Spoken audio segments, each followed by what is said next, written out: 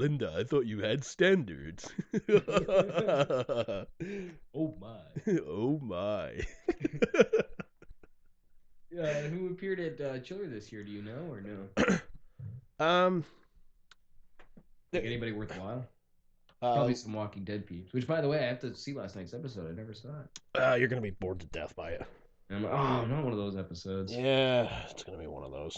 See, I was kind of afraid that was gonna happen just because like the first three have been like kind of not like action packed, but more so than openings have been historically for the show. Yeah, And but one thing that kind of bugs me about the show that I was kind of thinking about was like every season has been like they've kind of gone somewhere and hung out, and then gone somewhere and hung out. So it's kind of cool that now in three, they're not just hanging out somewhere; they're like traveling and like right from the get go. And that's kind of cool. yeah, I kind of, I kind of dig that, you know. Yeah, like Um, season one, I guess not really like hanging out, but they did spend a lot of time in the city. And then they went to the CDC and they spent a little bit of time there. Then they finally fucked off and that was the end. And then season two, they went to the house, Herschel's house, and they were there like all season. yeah, And then finally season three, they went to the prison and they were there all season. It's like, what is this? Like, find a new fucking home for the Walking Dead? Like, what is this shit? Flip this house? Like, what the hell's going on? realistically, like you think about it, like in the comics, like they were only at the farm for maybe a day, day and a half, maybe 2 days tops. Yeah. In the comics, like the prison, they were there for a while. Yeah. And that honestly makes sense because it's secure, it's big. Yeah, That makes sense to me.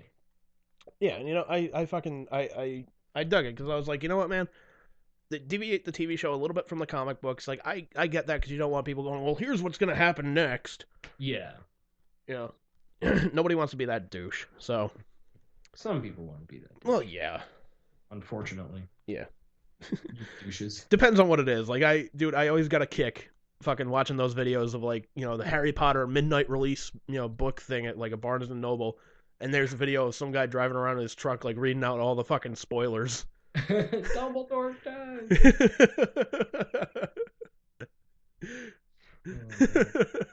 I'm pretty sure Liz has a story like that where like she read on someone's status or something that someone died in a book and she was upset about it or something. Jeez. All right, so let's see. Who's that chiller? So apparently 4 guys that played Godzilla, like dressed up in the rubber suit Godzilla. Jimmy Hart. Dressed in their respective suits. No, that would have been awesome though. It would have. That would have been awesome. Let's see. Lita Ford, Debbie Gibson, Ace Frehley, Linda Hamilton, Nice. Danny Cooksey. Ooh. Fucking Budnick from fucking Salute Your Shorts. Oh, okay, right on. Yeah. Let's see.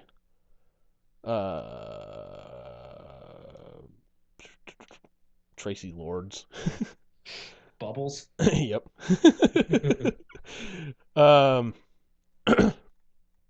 let's see. It was a good mix over there.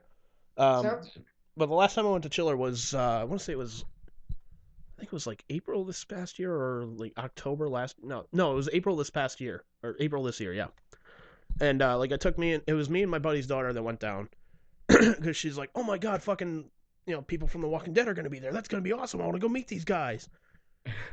And there were people waiting fucking like 6 hours in line to go and Carol. yeah.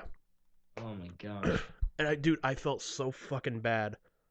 Like walking out of there and like just going like, you know, do you want to wait in line? I have no problem waiting in fucking line. And the, you know, part of like we couldn't even get in there for like 2 hours because the fire department was like, yeah, you got too many people in here, fucking kill it. Everybody's outgrowing this shit, huh? It really is, man. Huh. It's crazy. I know, man. These fucking conventions get fucking crazy as hell, man. They do. But you know what, man? It's weird because I remember like we went there like, you know, we would go there like even a couple of years ago and it wouldn't be that packed. I mean, it's busy, sure, but it's not like. But I mean, then again, you know, you see fucking Norman Reedus is coming, you're just like, fuck, batten down the fucking hatches. That's true. Especially like, you know, working on The Walking Dead, like that's a huge show. And you know, I don't blame Chiller in the sense of like, you know what, they had the venue booked beforehand, you know, before the guests were booked. So they have no idea. It's basically a crapshoot for them. You know, then when a guy like Norman Reedus comes along and says, "Hey, I'll be there doing signings and whatnot," and they say, "Well, shit," they're probably gonna look for, hopefully they're gonna look for a bigger venue now. But is no one like, is there not the possibility for someone to like sit down and do the math? Like, okay, the building has this occupancy. We're going to be open this long. We expect we'll get this much foot traffic based upon the people that we see. Like, I'm sure that's somebody's job. Yeah, I don't know. As far as like how many tickets to sell, so people don't show up and are like, sorry, you can't come in. Yeah, but I mean, also you got to figure like, some people may show up fucking later, or some people may be there for only a few hours, and then Or what on do you a tell? certain day. Yeah. Yeah, that's true. Yeah, so like, what do you tell those people? Like, oh, I'm sorry, we've already reached the maximum number of tickets sold. Like, I understand that system and whatnot, but I don't know, man. You got to go with like some type of fucking system. Here's what you do for celebrities that are that magnitude, like Norman Reedus, like huge name, like you're going to attract a huge amount of people just by putting them anywhere near the poster. Mhm. Like they have to go into like a separate facility somewhere, like or part of the hotel, but like somewhere separate. And you buy a ticket specifically for them. That's like a little bit cheaper, but like you buy a separate ticket for them than you do for the rest of the convention. So the convention price is a little bit discounted because you don't automatically get to go see this big celebrity. But if you want to see them, you pay this amount and you get to go see them, but it's a separate line and shit. You have to be prepared for that knowledge. Get on the line and fucking talk to them. But like everyone else can go to the rest of the convention, not have to worry about dealing with that huge fucking line. I'm not even here for that guy. Don't really care. Yeah. Fuck that. I can go see everything else. Well, they save a little bit of money. Yeah, like they do that with pictures though. It's like, with pictures, yeah, but I mean, you got to figure the foot traffic has to get to the pictures. Yeah. So you're clogging up the rest of your convention with people who are just there for maybe one person. Yeah, but like I was there to see other people as well, so it wasn't like a total loss for me.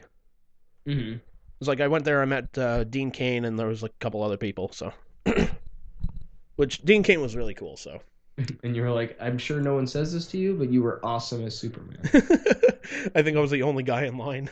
Are you serious, really? I think so. Like the only guy in line, or like the only person in line? The only like guy, like the only person in the line with a penis. He was like, "Hey man, what's up?" Like, are you lost, sir? Like, no, like, Superman. like, I'm not lost, Superman. Would you sign my DVD? You roll up the sleeve to show your fucking tattoo. And then he gets really creeped out. He's just like, fuck. Oh god, I'm gonna have to go to dinner with this guy, huh? Always one of these guys. So how are you, sir? I was really hoping you were gonna say that you're a fan of Ripley's.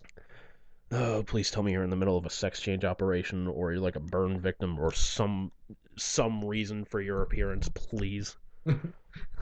He checks out the rest of the line just to be like, there is really only one guy. Yeah, you are the only guy in the line. Yeah. What are you doing here? I'm a fan of your show. Well, sure. I've got all 4 seasons on DVD. When are they coming to Blu-ray?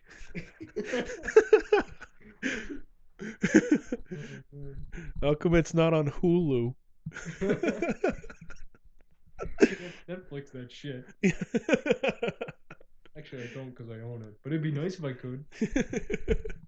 Sometimes I go away and I miss my Superman. Yeah. I brought no. Funny enough, I brought some of the DVDs up with me.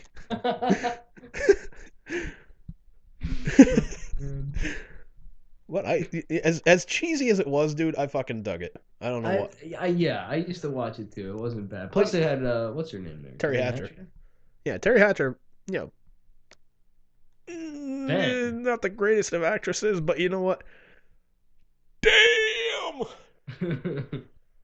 I'll never forget, like when I was younger and she was more attractive, and we went to see. Me and my friends went to see that fucking James Bond movie she was in. What movie was that? With fucking Pierce Brosnan was Bond. It was like wasn't like GoldenEye, was it? I don't know if it was GoldenEye. It might have been GoldenEye, but I want to say it was after GoldenEye. Anyway, fucking point is, I was like, oh man, I gotta pee, and I tried to wait like so long I was like, fuck, I can't wait. So I left and I went to pee, and I come back and my friend Terry's there, and like I sit down and he's like, hey, I'm like, what? He's like, you just missed it. I'm like, what? He's like, Terry Hatcher was in her underwear. I was like, fuck me. It's like walk out and like that's the least gay thing that happened in this movie. Like...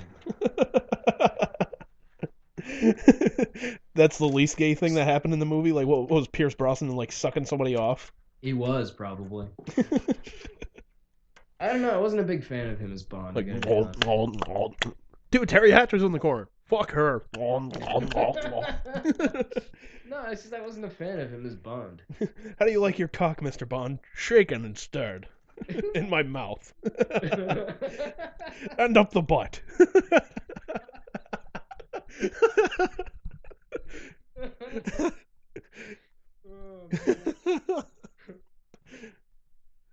I'll be honest, man. I've never seen one James Bond movie. Really? I never had an interest. Oh man, I think I have every single one of them on DVD thanks to my grandfather. No, I never had a fucking interest. Like, oh man, the new James Bond movies. Like, okay. Did you check out the new ones that came out, like the Daniel Craig ones? No, none of them. No, like I said, man, never saw one James Bond movie. Oh, I mean, I'll admit the new ones were kind of, not as good. Yeah, from what I heard, like the last one was just like a really long, like fucking chase scene. Really? Yeah. I never saw the last one. But yeah, like, so I looked at it, I was like, so wait, so this guy runs around and uses gadgets to catch bad guys? Like, yeah. Batman does the same thing. Yeah, but this guy's like, I don't know, didn't he come out before Batman? Yeah, he came out before Batman. I think he predates Batman. Did he? Yeah. I don't know, because Batman's celebrating 75 years right now. Okay, so that puts him when? Let's see, 2014, so it'll be like 34, I think.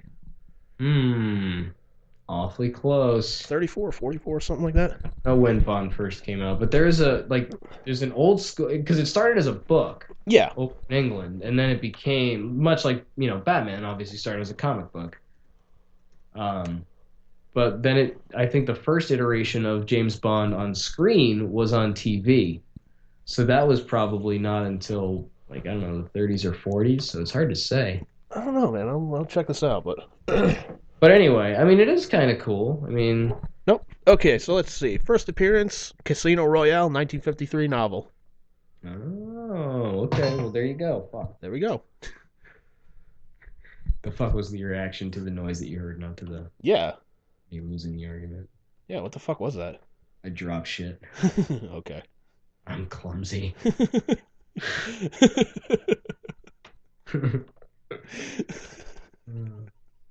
I don't know. I think you might dig Bond if you gave it a fair shake. I don't know, man. Some of it. I mean, some of it's better than others, but some of it you're just like, oh my fucking god.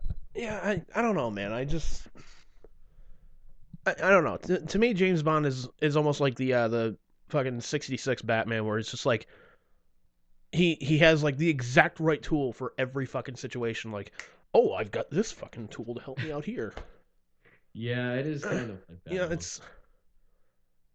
I the only thing, if fucking Adam West was cast as fucking James Bond, I think I would go and see that. I will make that happen. I will write a movie, a James Bond movie, and I will cast Adam West as Adam West today. Dude, that would be great. And like, no, just have Adam West like play it as straight as fucking possible. Seriously. Like, Mr. Bond, do you really expect to leave here alive? You evil, twisted fiend. Holy shaken martinis, James Bond. Yeah, it's kind of hard to... What are you doing here? Who invited you?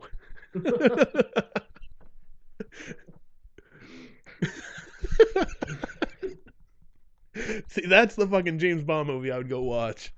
Yeah, I can see that. I can see that. Couldn't be any worse than Daniel Craig. I have no comment because I can't say I've fucking seen him in anything. So like touche. Yeah. Default touche. And if that's something you want to see, go on Twitter and put hashtag Adam West Bond. How awesome would that be? Oh my god, are you serious? West That Bond, actually yes.